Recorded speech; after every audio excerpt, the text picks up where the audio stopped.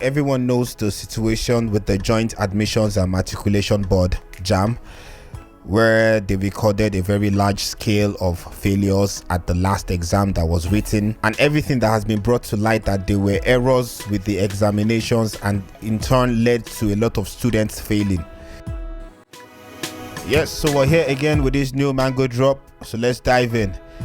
So apparently the NANS has called for the resignation of the Jamb registrar, and from the video that was released yesterday, he was in tears apologizing for all the errors and the things that has happened. And in a way, you need to give credit to him for the transparency, because we've seen most cases before where things like this happen and no one owns up for the incompetence. But then again, if we look at it, could it be that he's just taking a fall for other people who are at fault for everything that went wrong? Because keep in mind, the Minister of Education came out bragging that the high number of failure is due to them clamping down on malpractices. It is kind of sad that a country like Nigeria, where education is highly valued, we even have our graduates find themselves out of Nigeria to work in other parts of the world. It is kind of funny that such country will record a very high number of failure, and then they see it as a good thing where they need to celebrate that they are curbing or clamping down on malpractices. If 1.9 million write an exam and only 400,000 can pass, are you trying to tell us that 1.5 million people relied on malpractices? And if that is to be the case, what does that even say of the system that you are building? What does that even say about the quality of your education? Because the quality of your education is the reason why people will be pushed into malpractices in the first place.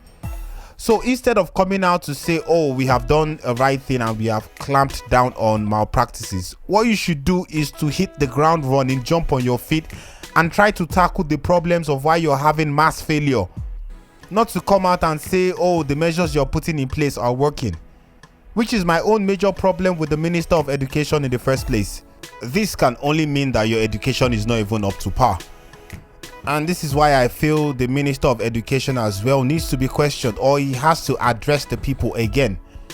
Because now it has come to light that there is an error with the whole system in the first place that led to failure. But then again, some have complained about distances, destination of exam centers being far away from where they stay. Some have even come out to say they didn't even bother going to write the exams because they couldn't make it anywhere due to their predicament or whatever. And some people even went there, got there late. Some eventually got there, but they were disoriented. And you know, when you have an exam like Jamb and you're going there all stressed out, it will affect your performance one way or the other. So these are the things that needs to be looked at. They need to look at how they can make this CBT better. I do understand that some of the centers are run by private entities as well, and then there are issues with those centers. But then if you are going to opt for a CBT to replace handwritten exams, you need to put all these things in consideration. It has to be done in a timely manner. You have to be sure that everyone is writing the exams at the same time, because I think they write it even in batches. So if you're going to swap into something like this, which is CBT, you've been doing it since I think 2018 or even more, you should have perfected it by now. If you haven't perfected it, then there's something wrong with the system itself. And the minister himself needs to come out to say, oh, he's sorry for the statements about him saying mass failure was due to them curbing malpractices. That to me is a careless statement, and that to me isn't someone who is ready to change the education system of Nigeria. Comment, do you also agree that the registrar for Jamb should resign, or do you disagree and think he should be spared because he has owned up to his errors and then there's room for improvement? Thank you for watching. If you love this content, remember a sub to the channel will be highly appreciated.